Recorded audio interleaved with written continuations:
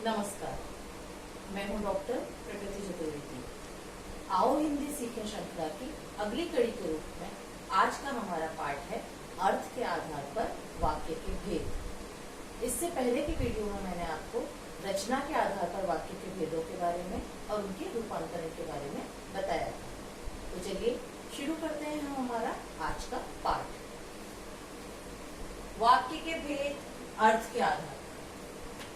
इस पाठ से संबंधित पहला प्रश्न ये होता है कि अर्थ के आधार पर वाक्य के कितने भेद होते हैं। तो इसका उत्तर ये है कि अर्थ के आधार पर वाक्य के 8 भेद होते हैं। 8, ठीक है। अर्थ के आधार पर वाक्य के 8 भेद होते हैं। तो हम क्रमवार रूप से इन भेदों का अध्ययन करते हैं। पहला भेद होता है इसका विधानवाचक वाक्य। विधानवाचक वाक्य, विधानवाचक वाक्यों की क्या विशेषता होती है कि ये एकदम सरल वाक्य होते हैं और इसमें सामान्य रूप से किसी क्रिया के करने या होने का बोध होता है। पहली इसकी विशेषता है ना।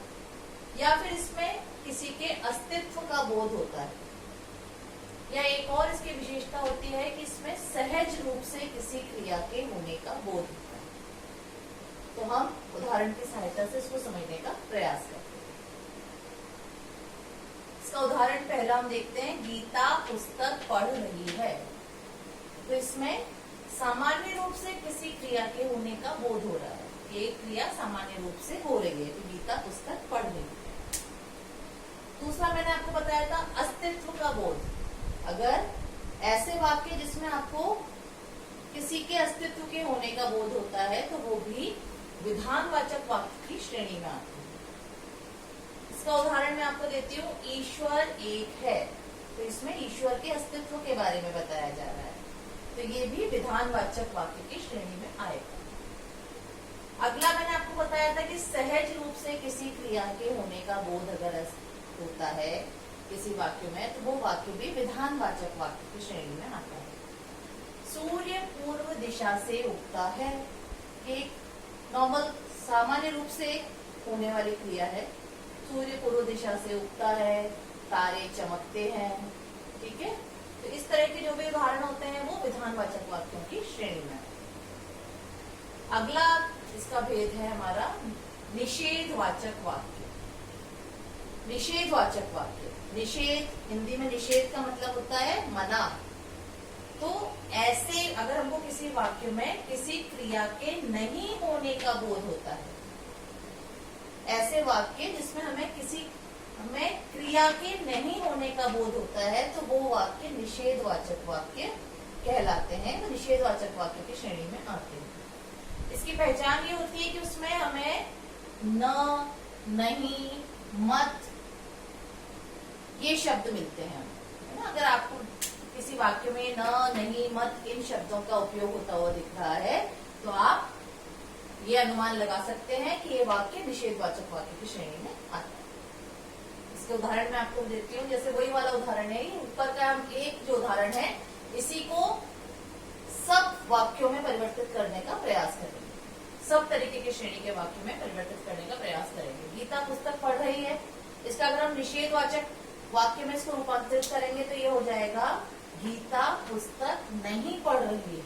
तो इसमें क्रिया के नहीं होने का, निषेध का बोध हो रहा है, तो नहीं शब्द आ रहा है। मुझे मत मारो, मत शब्द आ गया आपको और क्रिया के नहीं होने का बोध हो रहा है। मेरा काम पूरा नहीं हुआ है, तो नहीं दिख रहा है आपको, नहीं शब्द आ गया और ये दिख रहा है कि आपको काम नहीं हो रहा है। तो ये वाक्य निषेधवाचक वाक्य की श्रेणी में आते हैं। अगला है हमारी इसकी श्रेणी प्रश्नवाचक वाक्य। अगला भेद है प्रश्नवाचक वाक्य। प्रश्नवाचक वाक्य, इंट्रोगेटिव सेंटेंस, क्रिया से प्रश्न पूछे जाने का बोध होता है, ठीक है। ऐसे वाक्य जिसमें क्रिया से प्रश्न पूछे जाने का बोध होता है वो प्रश्नवाचक वाक्य, इंट्रोगेटिव सेंटेंसेस कहलाते हैं। तो इसकी आपको क्या ट्रिक रहती है कि उसमें कब, कहाँ, क्या, कैसे इन शब्दों का सामान्य रूप से उपयोग किया जाता है। पर जो सबसे अहम बात होती है कि ये जो वाक्य होते हैं इसकी पहचान के लिए आपको क्या ध्यान देना है कि इसमें प्रश्नवाचक चिन्ह का उपयोग किया जाता है। प्रश्नवाचक चिन्ह का इनमें उपयोग किया जाता है। तो जैसे आपको वाक्य में प्रश्नवाचक चिन्ह दिखता है तो आप आसानी से यह फैसला कर सकते हैं कि यह वाक्य की श्रेणी में आ रहा है, प्रश्नवाचक वाक्य की श्रेणी में आ रहा है। आप इसकी पहचान कर सकते हैं। जैसे मैं आपको उदाहरण देती हूँ, वही वाक्य जो था हमारा, गीता पुस्तक पढ़ रही है, तो इसका प्रश्नवाचक अगर हम वाक्य बनाएंगे तो क्या बनेगा, गीता क्या कर रही है। ठीक है, और अंत में प्रश्नवाचक चिन्ह का उपयोग। बाहर कौन खड़ा है, बाहर कौन खड़ा है, तो कौन शब्द आ रहा है आपका, प्रश्न सूचक शब्द आ रहा है इसमें, तो और लास्ट में प्रश्नवाचक चिन्ह भी आ रहा है, तो ये वाक्य प्रश्नवाचक वाक्य की श्रेणी में आएगा। एक और उदाहरण मैं आपको देखती हूँ, तुम चलोगे, तुम चलोगे, इसके अंदर आपको कब, कहाँ, क्या, कैसे, ऐसे कोई भी प्रश्न सूचक शब्द का उपयोग नहीं हो रहा है, परंतु प्रश्नवाचक चिन्ह का उपयोग हो रहा है, प्रश्न चिन्ह का उपयोग किया जा रहा है। तो आप इस आधार पर यह डिसाइड कर सकते हैं कि यह वाक्य किसमें है, प्रश्नवाचक वाक्य की श्रेणी में आएगा। ठीक है, तो इसमें मुख्य बात क्या ध्यान देनी है कि इसमें प्रश्नवाचक चिन्ह का उपयोग आवश्यक रूप से होता है और प्रश्न सूचक शब्दों का उपयोग किया जाता है। चौथा इसका भेद है संदेहवाचक वाक्य। ठीक है, denoting doubt sentences, the sentences which denoting doubt, संदेहवाचक वाक्य जिससे कि संदेह प्रकट करते हैं, जो वाक्य जिसमें क्रिया के होने या करने में हमें संदेह है, ऐसे वाक्य जिससे क्रिया के होने या करने में हमें संदेह का बोध होता है, वो वाक्य संदेहवाचक वाक्य की श्रेणी में आते हैं। इसकी ट्रिक पॉइंट है कि उसमें शायद, संभवतः, हो सकता है और लगता है, ऐसे शब्दों का प्रयोग किया जाता है, इन शब्दों का प्रयोग किया जाता है। जैसे वही वाला ऊपर वाला जो हमारा उदाहरण था, गीता पुस्तक पढ़ रही है, इसको हम संदेहवाचक वाक्य में अगर हम रूपांतरित करेंगे तो ये कैसे होगा, शायद गीता पुस्तक पढ़ रही है। ठीक है, संभवतः गीता पुस्तक पढ़ रही है, हो सकता है गीता पुस्तक पढ़ रही है, लगता है गीता पुस्तक पढ़ रही है। अगला भेद है हमारा संकेतवाचक, है ना। अगला भेद अर्थ के आधार पर वाक्य का संकेतवाचक वाक्य, कंडीशनल सेंटेंसेस। जैसे कि आपको समझ में आ रहा है, संकेत, संकेत होता है इसमें। तो इस प्रकार के वाक्यों की क्या विशेषता होती है कि इसमें एक से अधिक क्रियाएं होती हैं। इन वाक्यों में एक से अधिक क्रियाएं होती हैं और एक क्रिया दूसरी क्रिया पर निर्भर होती है, एक क्रिया दूसरी क्रिया पर निर्भर होती है और एक से अधिक क्रियाएं होती है। कैसे देखते हैं हम, यदि अच्छी बारिश होगी तो फसल अच्छी होगी। तो इसमें दो क्रियाएं होंगी, बारिश होगी और फसल अच्छी होगी, पर ये डिपेंडेंट है कि बारिश अच्छी होगी तो फसल अच्छी होगी, तो ये निर्भर है एक दूसरे पर। दूसरा उदाहरण, तुम चलोगे तो मैं भी चलूंगा। तो चलोगे और चलूंगा, ये दो क्रियाएं हो रही हैं और ये एक दूसरे पे निर्भर है कि अगर तुम चलोगे तो मैं चलूंगा, तो ये डिपेंडेंसी है, निर्भरता है। तो यह इस प्रकार के वाक्य संकेतवाचक वाक्यों की श्रेणी में आते हैं। अगला इसका भेद है इच्छावाचक वाक्य। इच्छा यानी कामना, डिजायर, तो डिजायर डिनोटिंग सेंटेंसेस, ऐसे वाक्य जिसमें कर्ता की इच्छा, कामना, आशा या आशीर्वाद का बोध होता है, वो वाक्य इच्छावाचक वाक्य की श्रेणी में आते हैं। जैसे ईश्वर आपको दीर्घायु करे, दीर्घायु यानी दीर्घ प्लस आयु, लंबी आयु, दीर्घ आयु प्रदान करे। तो ये क्या हो रहा है, हम एक इच्छा कर रहे हैं, कामना कर रहे हैं। आपकी यात्रा मंगलमय हो, ये भी हम क्या बोल रहे हैं, ब्लेसिंग, आशीर्वाद के रूप में है ये वाक्य। नव वर्ष शुभ हो, ये भी हम क्या बोल रहे हैं, ब्लेस कर रहे हैं, कामना कर रहे हैं, अच्छी मंगल कामना कर रहे हैं कि आपका नव वर्ष मंगलमय हो, नव वर्ष शुभ हो। तो ऐसे वाक्य जिसमें कर्ता की इच्छा, कामना, आशा या आशीर्वाद का बोध हो, वो इच्छावाचक वाक्य की श्रेणी में आते हैं। अगला इसका भेद है आज्ञावाचक वाक्य, है ना। आज्ञावाचक वाक्य, इंपेरेटिव सेंटेंसेस, ऐसे वाक्य जिसमें आज्ञा, आदेश, प्रार्थना या अनुमति का भाव हो, वो वाक्य आज्ञावाचक वाक्य की श्रेणी में है।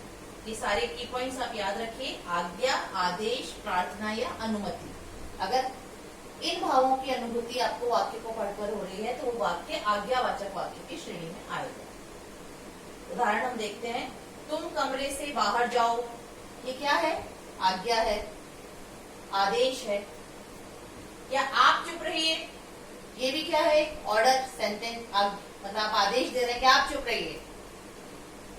या तुम जा सकते हो, तुम जा सकते हो, इसमें क्या आपने अनुमति प्रदान करी कि आप यहाँ से जा सकते हैं। कृपया मेरी सहायता कीजिए, ये क्या है? प्रार्थना का भाव आ रहा है कि आप प्रार्थना कर रहे हैं, कृपया मेरी सहायता कीजिए। तो आपने देखा है कि आज्ञा, आदेश, प्रार्थना या अनुमति के भाव इन वाक्यों में आ रहे हैं। तो अगर इस तरीके के भाव आपको वाक्य पढ़ के समझ में आते हैं कि आ रहे हैं, तो वो वाक्य आप आज्ञावाचक वाक्य की श्रेणी में समझ सकते हैं कि ये वाक्य आज्ञावाचक वाक्य की श्रेणी में आएगा। अंतिम भेद है इसका विस्मयादिवाचक वाक्य। ठीक है, इसमें विस्मयादिवाचक वाक्य, इंटरजेक्टिव सेंटेंसेस। विस्मयादिवाचक जिसमें विस्मय, प्रसन्नता, घृणा, शोक आदि मन के भावों का बोध अगर आपको वाक्य को पढ़कर लगता है, जिन वाक्यों में विस्मय, प्रसन्नता, घृणा, शोक आदि मन के भावों की अभिव्यक्ति की जाती है, वे वाक्य विस्मयादिवाचक वाक्य की श्रेणी में आते हैं। जैसे अरे तुम उठ गए, अरे तुम उठ गए, तो इसमें क्या हो गया? एक आश्चर्य का भाव आ रहा है कि अरे तुम उठ गए। इसका जैसे कि मैंने आपको प्रश्नवाचक वाक्य में बताया था, इसमें प्रश्न सूचक चिन्ह का उपयोग होता है, इसमें भी विस्मय चिन्ह का उपयोग किया जाता है। ये इसकी पहचान होती है, इन वाक्यों में विस्मय सूचक चिन्ह का प्रयोग आवश्यक रूप से किया जाता है। दूसरा उदाहरण, वाह बहुत सुंदर शॉट लगाया। इसमें आप क्या बता रहे हैं? वाह बहुत सुंदर शॉट लगाया। तो ये क्या? प्रसन्नता की अभिव्यक्ति हो रही है। छी तुमने चोरी की, इसमें क्या हो रहा है? घृणा की अभिव्यक्ति हो रही है। तो इस तरह से हमने वाक्य के 8 भेदों की विशेषताएं आपको बताई हैं। आशा करती हूँ आपको ये पाठ अच्छी तरह से समझ में आया होगा। आप इनकी विशेषताओं को नोट करिए, उनको आत्मसात करिए और सभी भेदों को पहचानने का प्रयास करिए। किसी भी वाक्य को जब आप पढ़ें तो उसको पहचानने का प्रयास करिए कि अर्थ के आधार पर जो हमने भेद पढ़े हैं ये किस श्रेणी में आ रहे हैं। अगले वीडियो में नए विषय के साथ आपसे फिर मुलाकात होगी।